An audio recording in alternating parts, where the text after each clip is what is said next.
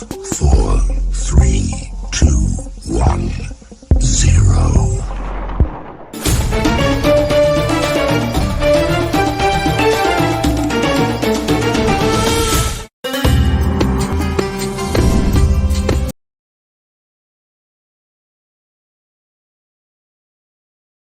Kalau manakib itu Tuhan sayang hadir. Ada juga sebuah amalan yang kita pun bisa menyengaja diri kita pun hadir berziarah kepada Tuhan Syekh Abdul Qadir Al-Jailani Qaddasallahu sirrahu. Amalan apa? Mungkin Bapak Ibu sudah sering mengamalkan amalan sholat sunnah hajat, ya. Sudah seringnya mengamalkan amalan sholat sunnah hajat, ya. Sudah tahu kaifiatnya bahwa kita dibimbingkan oleh guru kita. Paling tidak beliau menempatkan dalam bimbingan buku ibadah itu ada dua tempat mengamalkan sholat sunat hajat: di waktu sebelum tidur bersamaan dengan sholat sunat syukur wudu, sholat sunat mutlak, istikharah, dan sholat sunat hajat. Ada lagi beliau menempatkannya itu adalah setelah bangun tidur di waktu qiyamul lail, di waktu tahajud. Jadi sebelum kita tahajud, sholat sunat hajat dulu 2 rakaat. Walaupun dalam prakteknya saya juga kadang sering tidak sempat malamnya, tidak sempat sebelum tidurnya, ya sudah saya di waktu duha, di waktu zuhur. Boleh nggak? Boleh. Asal ya, ketimbang kita tinggalkan sama sekali, ya boleh. Saya sering melakukan sholat hajat di waktu duha, ya. Atau ada kalanya duha juga mepet, ada tugas dan sebagainya. Paling tidak pada zuhur, karena batas terakhirnya kita melakukan sholat sunat itu di siang hari sampai sebelum sholat asar. Setelah sholat asar tidak ada sholat sunnah. Nah, jadi batasannya ketika sudah terbit matahari, ya, terus sampai dengan sebelum sholat asar itu waktu halal. Setelah asar itu waktu karohah kembali. Maka bagi Bapak Ibu mungkin saya ingatkan kembali tata cara sholat hajatnya. Apalagi buat kita orang yang masih banyak kepentingan hajat, masih banyak kebutuhan, ya. Insya Allah dengan sholat hajat ini akan menjadi wasilah Allah mengabulkan segala hajat dan kebutuhan kita. Amin. Bagaimana tata caranya? Ya, saya ingatkan kembali, nggak apa-apa ya. Mungkin ada juga yang belum pernah belum tahu kaifiatnya. Jadi sholat sunnah ini dilakukan 2 rakaat, ya, 1 kali salam. Setiap rakaat ba'da al-Fatihah membaca surat Al-Ikhlas 11 kali. Jadi dibaca Al-Ikhlas 11 kali. Pak Haji sudah sering mengamalkan ini? Insya Allah ya. Nah, jadi ba'da al-Fatihah rakaat pertama Al-Ikhlas 11, rakaat keduanya juga Al-Ikhlas. Terus kita lakukan sampai dengan salam, ya. Setelah salam, assalamualaikum warahmatullahi wabarakatuh, ke kanan dan ke kiri. Lalu kita sujud. Nah, ini sujudnya di luar sholat. Sudah sholat ya Pak Haji, ya. Jadi kita sudah sholat, lalu kita sujud. Di dalam sujud ini apa yang kita lakukan? Maka kita pertama memohon ampun kepada Allah secara sadar. Jadi selama ini kadang kita istighfar, astagfirullahaladzim, astagfirullahaladzim. Tapi kadang cuma ucapan bibir, tidak dengan kehadiran hati mengakui semua kesalahan kita, tidak diingat-ingat seluruh bentuk kesalahan kita. Maka salah dalam sujud ini, kalaupun mulut kita tidak mengucapkan istighfar, tapi di dalam rasa kesadaran kita mengakui begitu banyaknya dosa kita, dosa kepada Allah, ya. Atau terkadang kita mungkin ya tidak melaksanakan perintah, menjauhi larangan, berlaku tidak sopan, tidak adab kepada Allah, berdosa kepada Rasulullah, tidak ittiba, banyak melakukan bid'ah. Kita minta ampun, durhaka kepada guru, durhaka kepada orang tua, menzolimi diri sendiri, banyak dosa kita akui, dosa kita secara sadar, ya. Tapi kita juga meyakini bahwa kalaupun sebegitu banyaknya dosa yang kita lakukan, tapi kita yakin Allah ini maha pengampun, karena Allah sifatnya ada 2 yang menggunakan kata pengampun, Al-Ghafur dan Al-Ghaffar.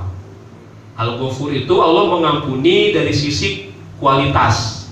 Jadi seberat apapun dosa, ya, sebesar apapun dosa, selama kita mohon ampun akan diampuni oleh Allah. Jadi Al-Ghafur, Allah maha pengampun dari sisi kualitas. Kalau Al-Ghaffar, Allah mohon ampun dari sisi kuantitas. Makanya dalam pembatuan saya bulan yang lalu, ketika beliau bermunajat mengatakan zunubi kamaujil bahri balhiya aksaru.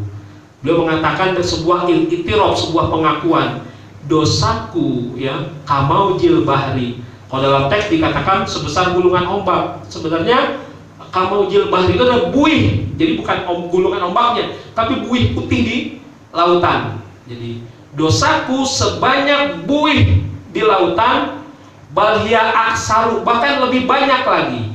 Ini berarti beliau mengakui dosa secara kuantitas. Tapi beliau yakin akan bertemu dengan Allah dalam asma al-Ghafar. Lalu dalam kalimat berikutnya, ya, beliau mengatakan, kamisli jibali syammi balhi akbaru. Bahkan sebesar gunung Syam, bahkan lebih besar lagi. Ini beliau mengakui dosa dari sisi kualitas, bobotnya, dosanya begitu besar, begitu berat. Tapi beliau yakin akan bertemu Allah dalam sifat al-Ghafur. Nah ini ya. Jadi mohon ampun dengan asma al-Ghafar dan al-Ghafur. Nah, kita kembali tadi bahwa ketika kita sujud pun demikian. Kita mohon ampun kepada Allah atas semua dosa yang kita lakukan. Mohon ampun atas dosa-dosa secara sadar. Ya, secara sadar itu kita ingat dengan dosa-dosa apa yang pernah kita lakukan. Ya, kita akui, kita mohon ampun kepada Allah.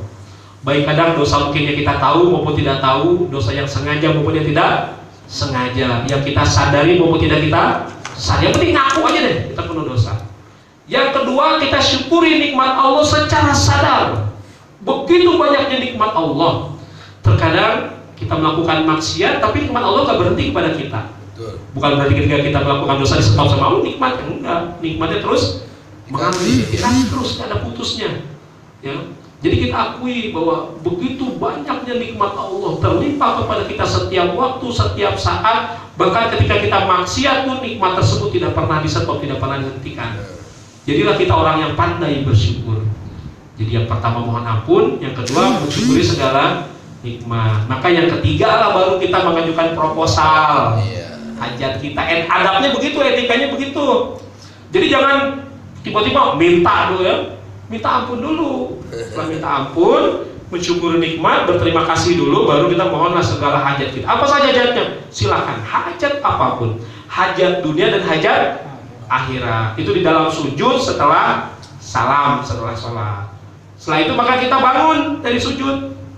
Dalam posisi duduk masih menghadap ke arah kiblat, ya. Lalu kita baca salawat Bani Hashim 11 kali. Tidak perlu dilakukan kelamaan. Cukup Allahumma sholli ala nabiyil hashimi Muhammadin wa ala alihi wasallim taslima 11 kali, ya. Setelah kita baca salawat Bani Hashim 11 kali, nah inilah tadi yang saya katakan ya, bahwa ada amalan yang bisa membuat kita pun bersama dengan Tuan Syekh. Kita pun bisa menghadir kepada beliau. Kalau tadi kita baca manqobah, Tuan Syekh yang hadir kepada kita. Sekarang kita ingin hadir kepada beliau. Kita ingin niat ziarah kepada beliau, ziarah ke Baghdad. Bagaimana caranya? Ini maaf saya praktekkan, saya berdiri ya Pak, mohon izin ya. Jadi setelah tadi kita duduk dalam posisi duduk, setelah sujud, tadi kan kita bangun sujud ya, kita bangun posisinya duduk ya, duduk di atas dua sujud, kita baca salawat 11 kali, lalu kita bangun. Karena kita bangun, kita berdiri, kita niat ziarah kepada Tuan Syekh. Jadi kalau ini arah kiblat, anggap kalau ini arah ke Ka'bah, maka posisi Baghdad itu kalau kita lihat di peta itu kan ini Mekah, ini Baghdad. Jadi kita harus gesernya ke arah barat laut sedikit. Jadi gesernya ke sebelah kanan, bukan ke sebelah kiri. Kalau di buku Manqobah dikatakan menghadap ke arah barat daya. Itu buku bertahun-tahun tidak di cross check, itu harus di cross check. Kalau barat daya kan ke Afrika Selatan, ke Cape Town, ke Nelson Mandela.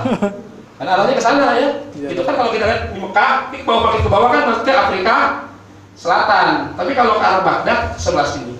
Jadi dikoreksi, kalau selama ini langkahnya ke barat daya, sekarang ke barat laut. Nyasar berarti kemarin. Iya. Tapi insya Allah sampai juga ya. Bahasanya pindah, soalnya kasihan. Itu nyasar bikin repot aneh kan Tuan Syekh. Dari Baghdad terus nungguin di Cape Town gitu kan, supaya kita ketemu gitu ya. Tapi sekarang biar nggak repotin beliau, kita ke Baghdad, kita ke arah barat laut. Lalu kita niat ziarah kita refleksikan dengan sebuah perbuatan, kita melangkah. Tanda simbol melakukan perjalanan. Kalau perjalanan beneran berapa biayanya? Umrohnya sekitar 20 juta, tambah dengan ke Baghdad bisa berapa puluh juta begitu ya.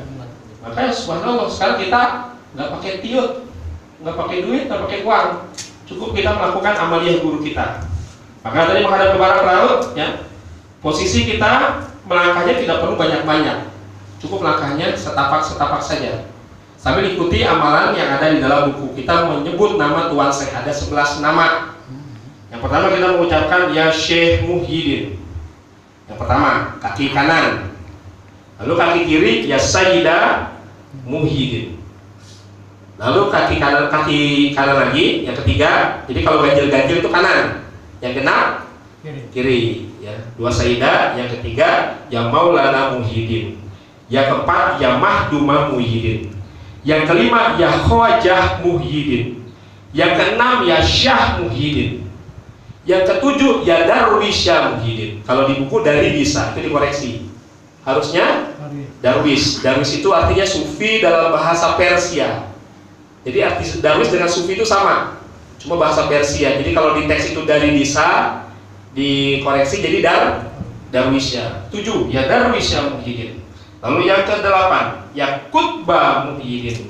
Yang ke-9 ya Sultana Muhyiddin. Yang ke-10 ya Gausa Muhyiddin. Yang ke-11 ya Sayyidah Sadati Abdul Qadir Muhyiddin. Atau boleh juga ya Sayyidah Sadati Muhyiddin Abdul Qadir Al-Jilani Qaddasallahu sirrah.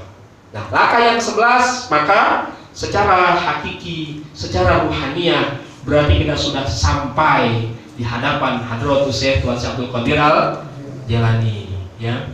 Maka kemudian kita berwasilah memohon kepada Allah dengan berwasilah kepada beliau. Ya, teman ketika mengucapkan doa ini hadirkan zikir khafi. Zikir khafinya nggak boleh kosong. Artinya iktikad kita walaupun dalam ucapan lafaz kita mengatakan ya Ubaidallah, wahai hamba Allah, agisni biiznillah, tolonglah aku dengan izin Allah. Tapi tetap itu hanya ucapan wasilah. Makanya zikir khafinya nggak boleh kosong. Karena yang Allah pandang adalah hati kita. Oh, memohonnya kepadaku. Ya, jadi walaupun ucapannya ya Ubaidallah, tapi kalbu kita mengingat Allah. Ya Ubaidallah, agisni biiznillah. Wa ya Syekhos Sakolain, wahai syekhnya manusia dan jin, agisni, tolonglah aku, wa amditni, bantulah aku, fi kodoi hawaiji, dalam pemenuhan hajat-hajatku. Lalu kita tutup dengan doa penyerahan mutlak yang menjadi pembukti bahwa kita hakikatnya hanya mohon kepada Allah. Kita berdoa, Allahumma lakal kulu, ya Allah, bagimu atau milikmu lah segala-galanya. Wa bikal kulu, denganmu lah segala-galanya. Wa minkal kulu, darimu lah segala-galanya. Wa ilaikal kulu, kepadamu lah kembali segala-galanya. Wa antal kulu, bahkan engkaulah segala-galanya. Artinya Allah lah segala-galanya bagi kita.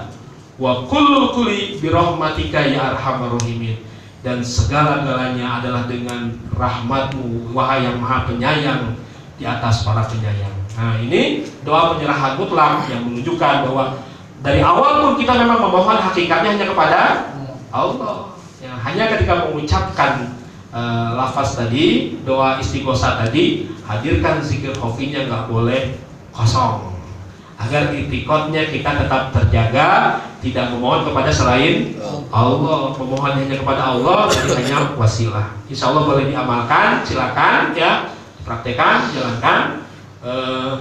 Tapi lihat situasi dan kondisi, ya. Kalau tadi saya katakan boleh kita sholat di tempat yang misalnya di siang hari duha, tapi lihat jangan di masjid umum yang nanti kelihatan banyak orang. Nah, itu orang sholat jalan-jalan, padahal jalannya di luar sholat. Setelah sholat, kalau sholat itu kan diawali dengan takbiratul ihram, diakhiri dengan salam. Itu nggak boleh, kalau di situ batal, ya. Kalau ini di luar sholat dan niatnya pun itikadnya ziarah, insya Allah dengan kaifiat tata cara sholat hajat yang diajarkan oleh Tuan Syekh secara langsung ini menjadi wasilah Allah mengabulkan segala hajat-hajat kita. Ini saja kajian pada malam hari ini, ya.